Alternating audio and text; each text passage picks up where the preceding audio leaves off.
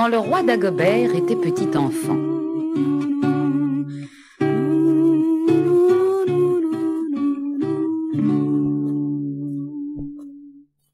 Il y a très longtemps, dans un très grand château, un petit garçon appelé Dagobert.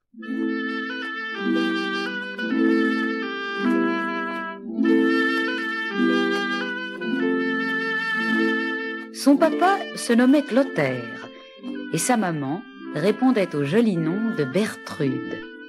Clotaire était un papa très grand et très fort. Bertrude était une maman très douce et très belle. Dagobert était donc un petit garçon heureux, comme beaucoup de petits garçons de son âge. Mais il était fils de roi. En effet, on appelait son papa Clotaire II. Pour ne pas se tromper, on donne toujours des numéros au roi. Avez-vous remarqué? Dagobert était un gentil bambin aux cheveux blonds et aux yeux rieurs. Il était un peu étourdi, un peu batailleur et très gourmand.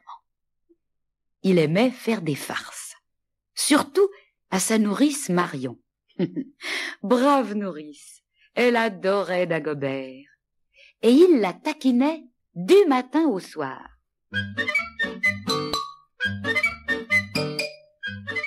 Quand Marion venait le chercher pour le mener à son précepteur, Dagobert se cachait dans l'armoire ou sous le lit.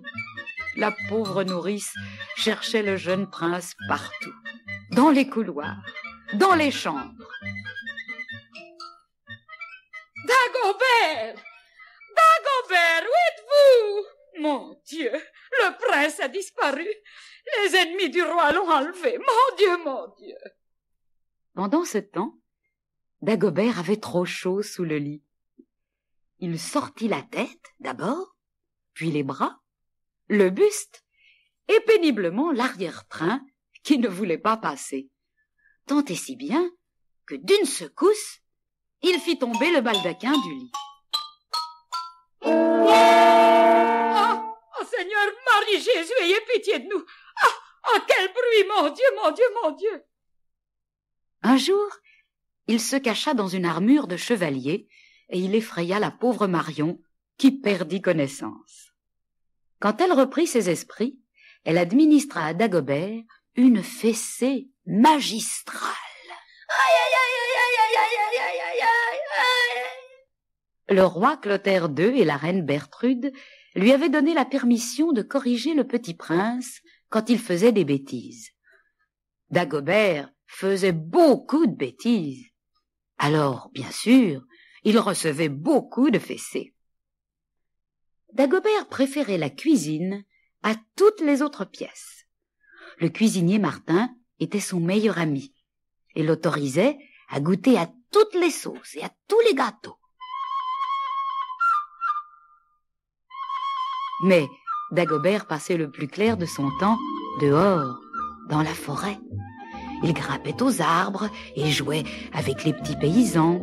Il aimait tant les animaux qu'il ne supportait pas la chasse. Les fils des autres seigneurs étaient heureux d'accompagner leur père.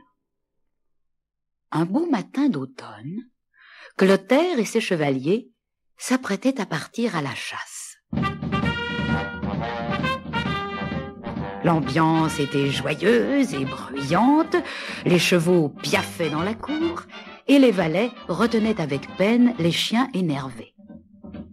Seul, Dagobert était triste. Que puis-je faire pour que mes amis les animaux ne soient pas massacrés?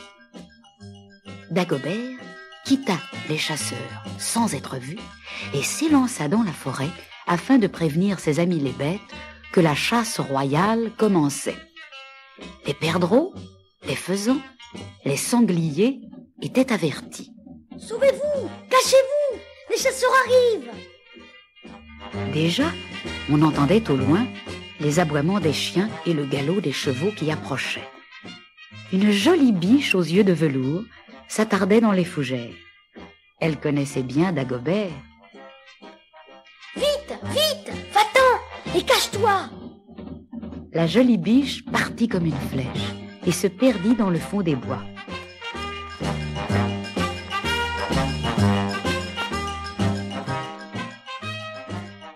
Dagobert rencontra son petit ami le lapin qui tremblait de peur. « Courage, viens avec moi, nous allons courir ensemble. » Dagobert courut aussi vite que le lapin. Et vous savez comme le lapin court vite. Arrivé près du terrier où le lapin s'engouffra, Dagobert se reposa, tout heureux. À présent, les chasseurs pouvaient venir. Quand les chasseurs revinrent au château, Clotaire était de méchante humeur. Pas un seul faisan, pas un lapin, pas une biche. La forêt était déserte, comme si tous les animaux avaient été prévenus de notre arrivée. Dagobert baissait sagement les yeux en écoutant son père, mais il n'en pensait pas moins.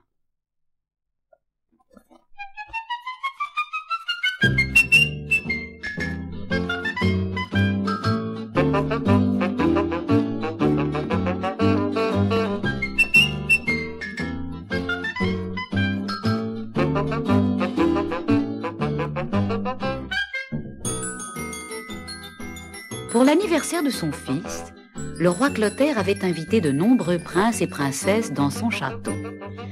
Une grande fête était prévue et en ce grand jour, tout le château était en émoi. Aux cuisines, les mitrons s'affairaient et confectionnaient d'énormes gâteaux et tournaient des sauces odorantes sous la direction de Martin. Le tourne-broche surveillait des pièces de viande appétissantes et les servantes allaient et venaient chargées de victuailles.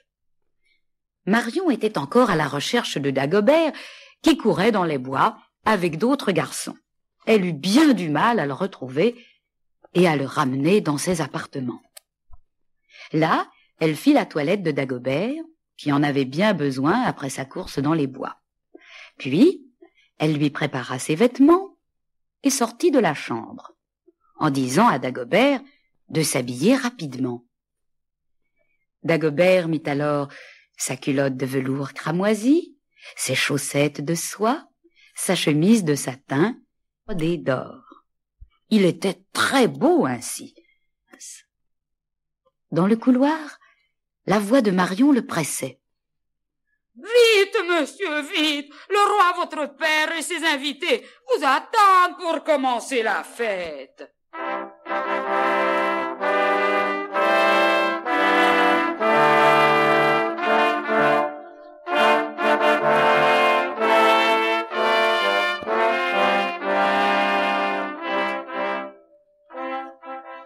Dagobert descendit le grand escalier menant à la salle de réception. Il y avait beaucoup de monde. De belles dames bavardaient entre elles, mais la maman de Dagobert était la plus belle. De gentils seigneurs, richement vêtus, racontaient leurs exploits de chasse. Le papa de Dagobert vraiment le plus beau. Dans un coin, près de la haute cheminée, où flambaient des grosses bûches, un musicien jouait de la flûte.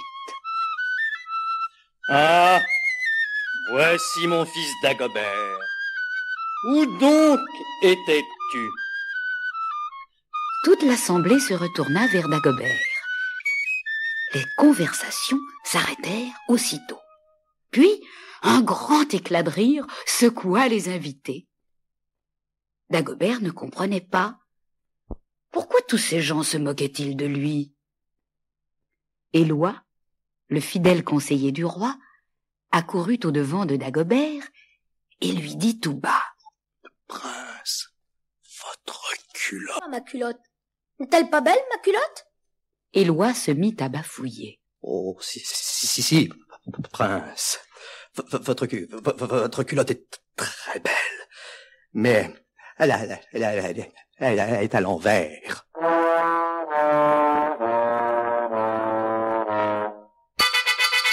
Dagobert, stupéfait et rouge de honte, ne savait où se cacher.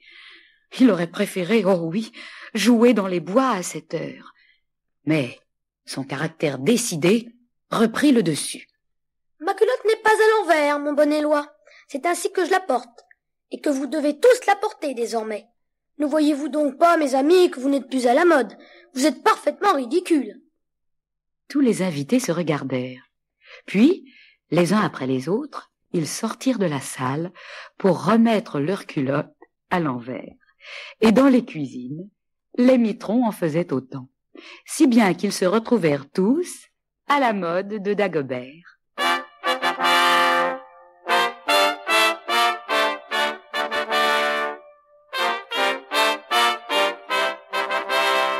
Tu seras un grand roi, mon fils.